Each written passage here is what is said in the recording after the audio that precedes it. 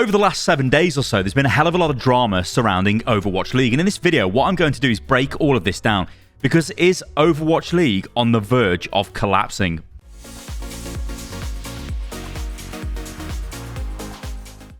Ladies and gentlemen, hello and welcome to the channel. I'm Silos. So, let's just go into this and then we'll have a discussion at the end of the video and we'll throw some ideas out. But I want to break this down and just deliver some of the facts to you guys as to what's been going on recently. So the first thing we get is this. Overwatch League teams prepare for cost cutting amid concern over League's future. An August the 10th meeting left owners wary of the League's path to profitability. And this was reported by Jacob Wolf, which interestingly, this was reported earlier and a lot of places were saying, no, this is fake, this isn't real, this didn't happen. However, it's since been confirmed. So you could see this as a type of crisis meeting with the team owners and Bobby Kotick, everybody's favorite guy at Activision Blizzard. Then we see the wholesale destruction of Paris Eternal. Now, if you are from the EU, I'm afraid you've only got London Spitfire now to support because Paris Eternal are changing their name to Vegas Eternal or some description. They're basically dropping Paris and they're becoming a Las Vegas-based team. They've already signed a bunch of Tier 2 Overwatch players from contenders to replace all of these players that they have since fired and let go. So this isn't great, is it? In the middle of a season, you just fire your entire roster. The question is, why would they do this? And the simple answer is, it's cost cutting. But we'll get onto that in a second. Today's video is sponsored by Raid Shadow Legends. And did you know Raid Shadow Legends has taken over and gaming will never be the same again? You see, Raid's the first game to bring a true console level experience to your phone. And they've set the bar high, so there's no going back. So you can explore millions of champions, combinations, and master countless tactics as you take on raid bosses, dungeon runs, campaign battles, and PvP arena matches. But the question is, where are the top 3 places you can actually play Raid? Well, it's a mobile game, so I think the first place is here. Forget going to sleep, just play games all night long in your bed. What about the second best place? I don't know. Maybe on public transport, on a train, on a bus. Beautiful stuff. Maybe third in the back of an Uber. Oh yes, or a taxi maybe. Absolutely wonderful. But what is new in Raid this month? Well, let me tell you, Raid's got a non-stop schedule of special events and activities, including Forge Pass Season 3, with some amazing rewards on offer, including a limited edition artifact set. If that's not enough, Raid's bringing out some new champions, along with some awesome-looking champion skins for the incredible Madame Ceres. But wait, here's the big news. Later this month, Raid is giving everybody's favorite champion the upgrade he deserves. You might have seen his struggle for awesomeness in Raid's hilarious videos. But finally, Death Knight is becoming a legendary champion. Oh yes, it's something we've all been waiting for. But now's the best time to get started in Raid. My link is all over the screen. There is the QR code. You can interact with that. There's a link in the video description below. You will basically get up to $30 worth of free stuff if you use those links. So you're going to get a free epic champion, Vergis, 200,000 silver, 1 energy refill and 1 XP boost, and 1 ancient shard, so you can summon awesome champions as soon as you get into the game. All of this lovely treasure will be waiting for you here, and it's that easy. Just click the link in the description and you'll see all of this wonderful stuff in game. We get this from Depay, which is now a deleted tweet. I want healthcare, please. I want to have a jersey, please. I want to have a team event. I don't want to pay for every team meal. I've been asking since I've joined, please. Now, this is aimed at the... not Valiant, sorry. I do apologise. This is aimed at the Vancouver Titans management, who they're notorious for cost-cutting their team down to... Literally, they were in the grand final in 2019 to now they're just... I think they won their first game the other day of the season. It's absolutely terrible. But it's because they've got no budget. Everything has been cost-cutted to the ground. And when you see this from the GM of the team, you know there's problems. This is not great. And anyway, this was deleted, probably told to delete this by, if not his team, then definitely Overwatch League itself. We get this from No Hill. Now, No Hill is one of the coaches for the LA Valiant, which of course are based in China. And he replies to Depay and he says, "Hey David, at least you have offline base and could work face to face. As everyone knows, it's important for pro gamer boys to sleep every single night in a crate, a sweet team." To create a sweet team in a crate. Where did I get that from? Anyway, I think it's because what I'm looking at is probably a crate. Look at this, my 5 meter squared suite room, meeting room too. I mean, what the hell is that? Is just abysmal. But wait, we're not done. So then Washington Justice essentially released their entire roster. Now, the Justice actually had a really solid team, and they've got some incredible players. Mag and Happy, fantastic players. Well, they're all really good players, but Mag and Happy, probably the standout players on the team. Ridiculous, but they're getting rid of their roster. Again, why? Well, we've got the GM of the team explaining, or rather the head of esports at the org that owns Washington Justice explaining what's going on. So Grant says, "These past 2 weeks have been an incredibly challenging experience for everyone, with things constantly evolving based on new circumstances. With these transactions complete, we believe we are now in a position to finish out the 2022 season with this group of players." And then he was asked by Chummy Nose on Twitter, "Is there not a 6-player minimum? Some of us are confused. Happy there was maybe a compromise to keep some of these players on for the rest of the team, and no one is out of a team." And then Grant replied with, "We will be assigning that sixth slot to a staff member for the remainder of the season." You heard that right. They do not want to get a 6th player because it is too expensive, so they're just going to assign this to a coach and go, "Yeah, you're the 6th player now." I don't know whether you guys are aware, but coaches are not of the level of an actual player. Like, what? That is insanity. Again, it's cost cutting. Now, I'm not saying this is Grant's issue or even Washington Justice's issue. It's an issue with monetization throughout the Overwatch League, which has bled down, which has caused teams to do this kind of crapness, which is terrible. And then we get this comment off Harsher. Now, Harsher's not actually part of Overwatch League anymore, but he used to be a coach, and he's very intelligent. And this is what he says. "Keep in mind that today and tomorrow are the last 2 days for transfers in Overwatch League. If players are released after this deadline, they are not permitted to play for the rest of the season as the rules currently stand. 12 more hours. My assumption is that the players will be sold or dropped sometime today because there are at least financial reasons to do so, and basically no drawbacks given they clearly don't care about performance. If they are dropped after the deadline and the league does nothing to help these players, then both OWL and Justice ownership are pathetic blights on esports." Now, this is in reference to a deadline. The deadline was the 18th of August, so we're past that deadline now. So if you are released from an Overwatch League team now, you cannot play for an Overwatch League team for the remainder of the season.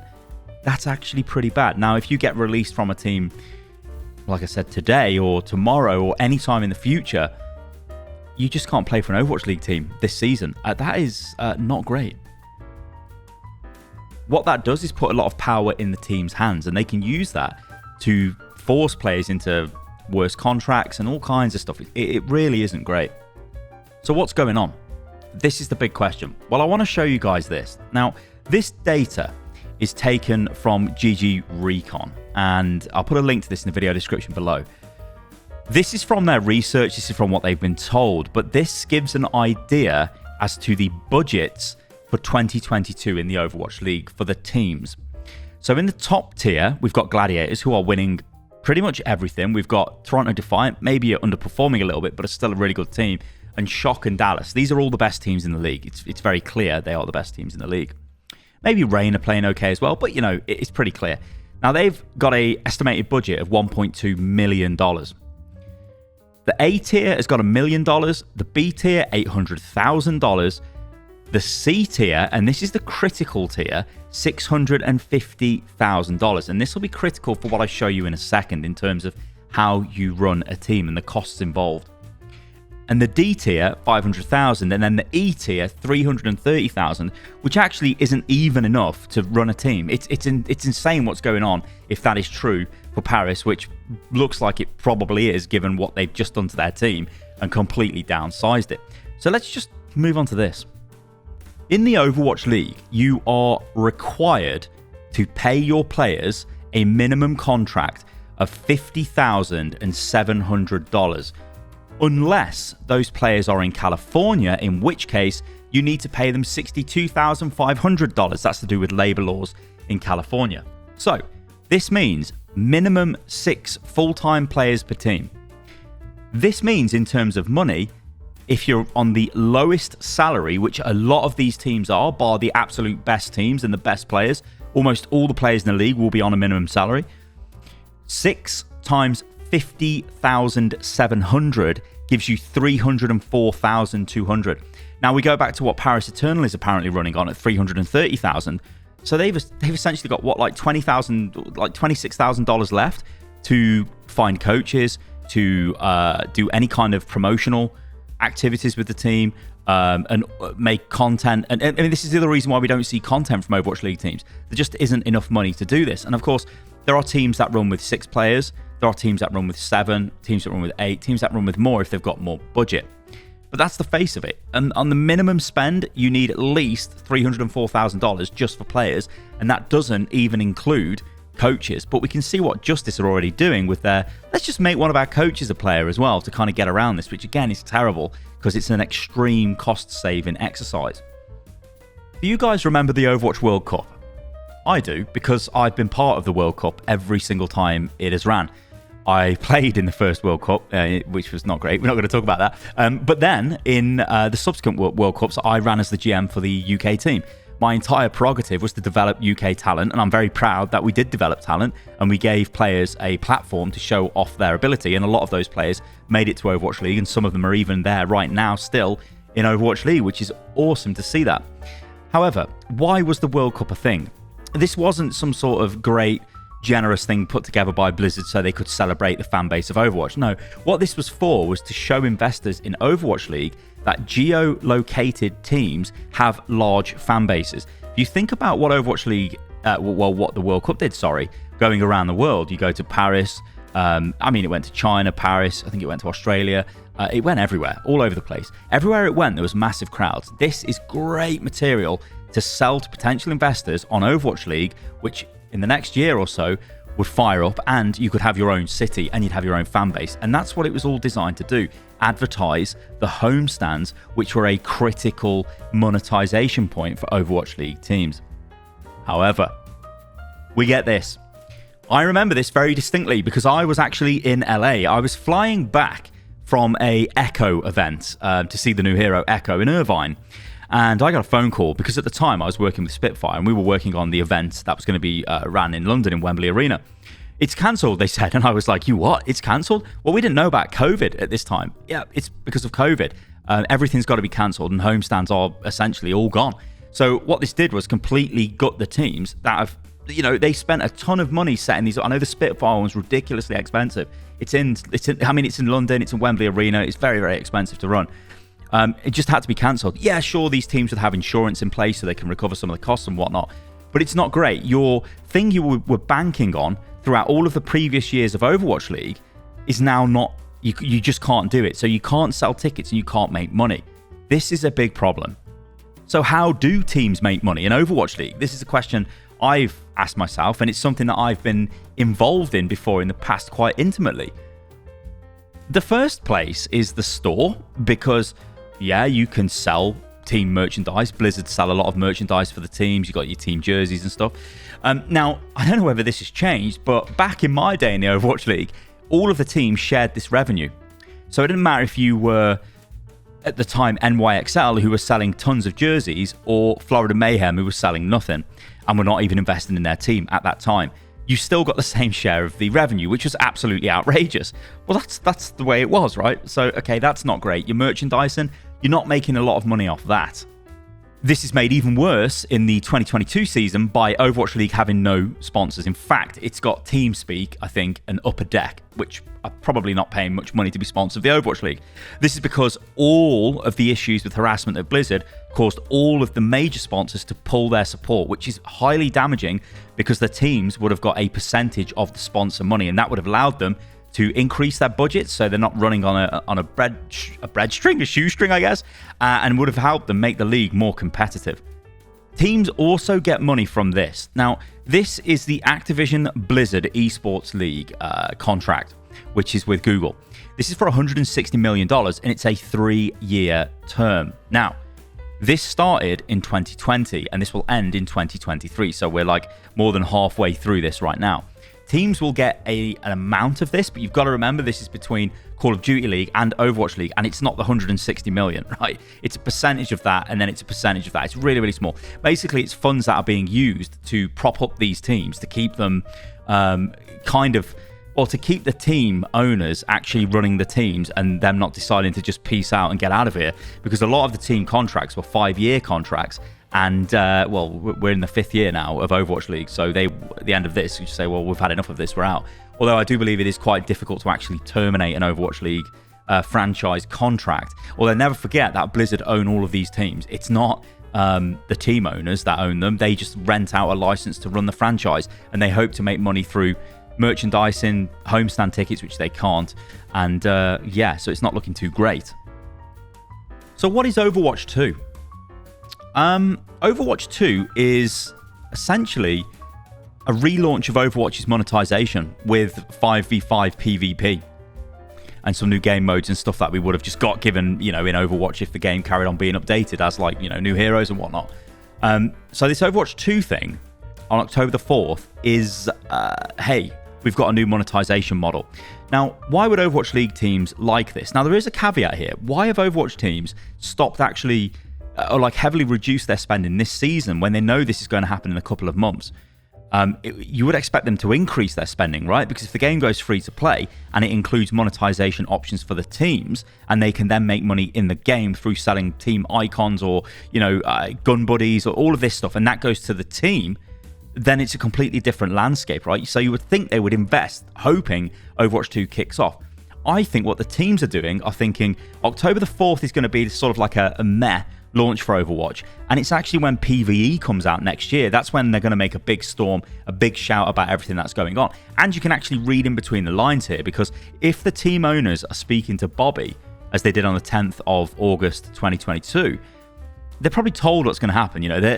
I know for a fact a lot of the team owners are given a ton of information. They'll be like, this is going to happen on this date, we're going to do this, it's going to be this marketing beat, there's this, there's that, so they can plan out their spend. And this would make me believe at a launch in October, it's going to be, it's going to be great for Overwatch because the game sort of comes back, but it's not going to be enough. And when the PvE comes out, they're going to make an even bigger splash, and then that's when we might see teams investing heavily back into their rosters and their whole back-end staff to try and build a fan base, which they can then monetize through selling stuff in the game. Now, why am I obsessed with selling stuff in the game? Well, I can tell you guys for a fact, Overwatch League team owners are hellishly obsessed with this, because these guys don't just own one Overwatch League team and that's it.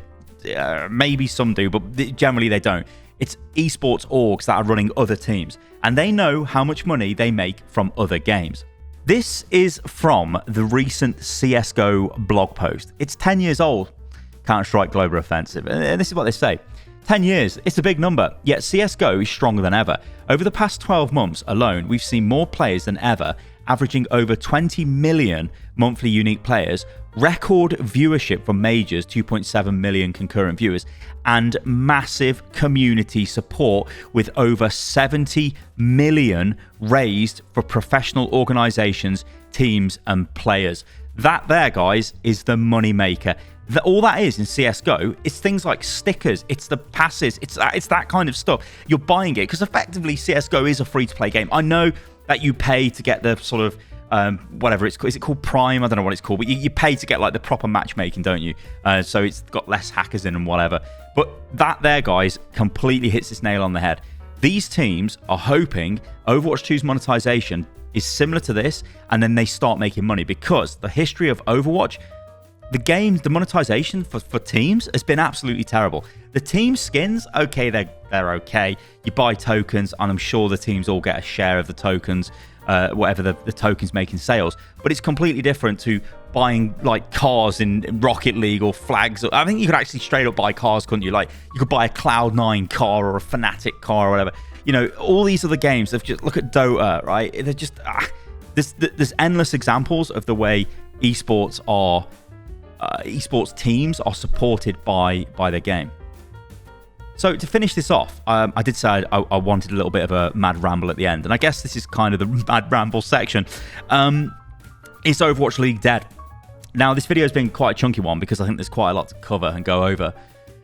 I don't know. I think what has happened is they have tried to run a league without the game being playable.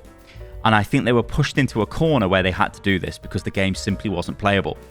And I think this is the story of Overwatch League. That it is... this is going to sound really strong because I think this is actually the other way. But I think Overwatch League is held hostage by Overwatch Development. But I think Overwatch Development was held hostage by Overwatch League. So I think the pair of them are as bad as each other. And you could argue that maybe the game would be better without Overwatch League. Or maybe Overwatch League would be better if the game was updated more. Or, you know, there's all these things you can look at coming back and forth. But I think at the end of the day, what we've got right now in Overwatch League is a declining viewership base for Overwatch League. This is simply because there's a decline in viewership and interest in Overwatch itself. Now, this interest will pick up as the game launches in October with Overwatch 2, and then we start getting support for the game. So interest will slowly start building back, and that is what has been missing. Nobody has ever tried to run an esport without the game being playable. You know, this was the whole thing about sports and esports is that you can take part in them, and you cannot do that with Overwatch. It is so crazy. I've seen comments. I'm not going to put these in the video because it's kind of like just what I'm remembering at the, you know, off the cuff towards the end of this video, like just coming towards me, popping out of my head. But like I've seen comments on Reddit of people saying like, I don't know what the casters are talking about. They're talking to me like I know what Junker Queen is and what she does, and I don't know what she is. I've not played her. I never got into the betas. I don't know what's going on. That's a massive problem. Now, this again is only a temporary problem, and hopefully this gets better. But it's worrying, isn't it, for Overwatch League right now? When you see this downsizing, on the other side of the coin, what we could see is Overwatch League going away because, and maybe coming back in a different format. I am a strong proponent and advocate for. You cannot force an esport. You cannot force an esport. You have to build this from the ground up. It has to be grassroots, and Overwatch was to begin with. That's how you do it. But they came in with their franchise, with their typical Blizzard brash behavior, thinking they know esports, and again they mess up and they cause tons of problems. There's a chance that this gets reset. There's a chance after this 5 years of finish, so after this season, we see a different form of Overwatch League because we've got a different game now. We've got a free-to-play game that's got different monetization options. Maybe we see grassroots tournaments start popping up. Maybe we see in-game tournaments popping up. Maybe, you know, there's all of these things that we might see. It's just a difficult one for Overwatch League right now. All right, guys, thank you for watching the video. I hope you enjoyed that. I've tried to put together as much information as I could without making a literal 5-hour-long video on what's going on with Overwatch League and all of that good stuff. But yeah, do let me know in the comments below what you think about this, especially if you're a fan of Overwatch League. I mean, I do have friends that do watch Overwatch League. You know, I still watch Overwatch League. I watch London Spitfire when they play, or I watch Atlanta Reign, or I watch Gladiators, and I'm watching these teams because they've got players in that I've been involved with through the World Cup or maybe through British Hurricane back in the day. You know, these are players that I'm connected to personally, and that's why I watch it. I watch it for the players. I don't watch it for Overwatch League. You know, I'm there to support those guys because I've got a connection with them, and I think that's something the game seriously lacks. All right, guys, thanks for watching the video, and yeah, I will catch you lovely lot on the next one. Toodaloo.